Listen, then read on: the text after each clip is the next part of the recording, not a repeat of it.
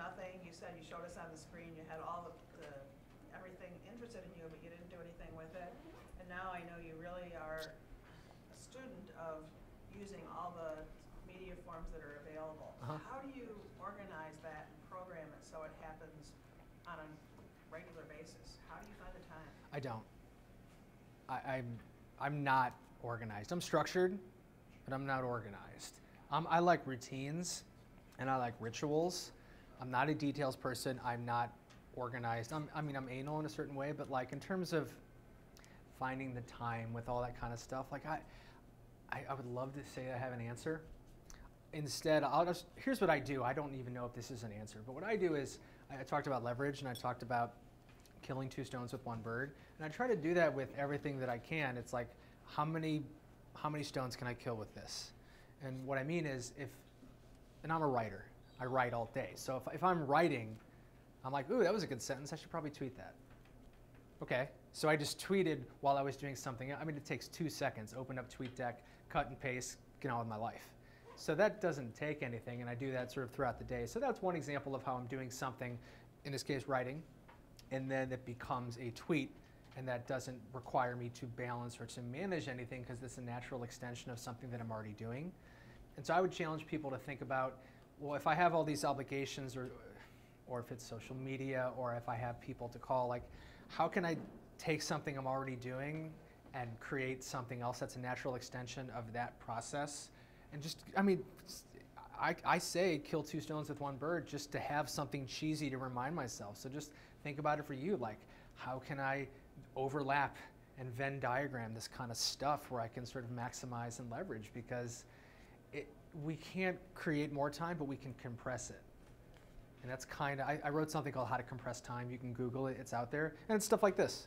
Like, I don't have any more time than you do, but I can compress it by doing things simultaneously. Does that make sense? Sure. Some more examples besides tweeting.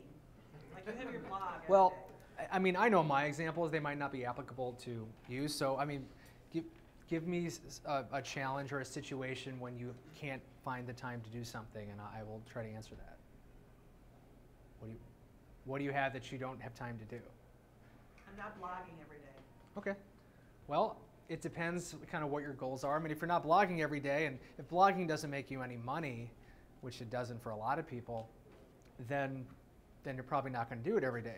The reason I blog every day is, A, I'm a writer, so there's no reason not to. But then again, it goes back to the question of, now that I have this, what else does this make possible?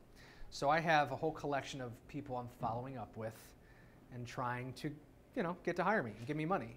And so I started interviewing people on my blog, which is a cool way to honor other people and to take what's cool about them and put it up in lights and share it with the world.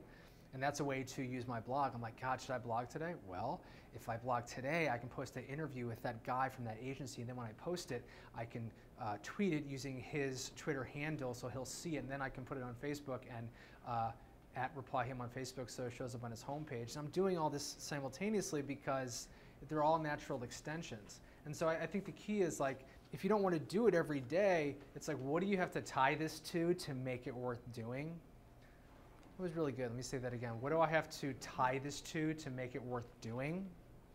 As a writer, my whole life, the best way to get me to do anything is to make writing a part of it. I'm talking like in my personal life and anything. One of the things that I've always struggled with as a human being is like being proactive with sharing my feelings with people. Like with my parents and with friends and with like significant others, I've never been good at saying, here's how I feel. I just like write music about it and put it through the song and hope they figure it out, which is not a great way to communicate. So I've always struggled on the outbound sort of approachability concept, which is why I research it and write it, because I'm getting better at it. And so I thought, well, if I need to communicate better with the people that I love, how can I incorporate writing and then also ritual, because I'm big on those two things. And so every week, usually Monday, I write 2 letters. I write a letter to my parents and I write a letter to my girlfriend. I mean, she's probably right there next to me as I'm writing it, but if I write, that's what I do. I mean, writers are always told to write what you know. I don't buy that. I write what I feel to learn what I know.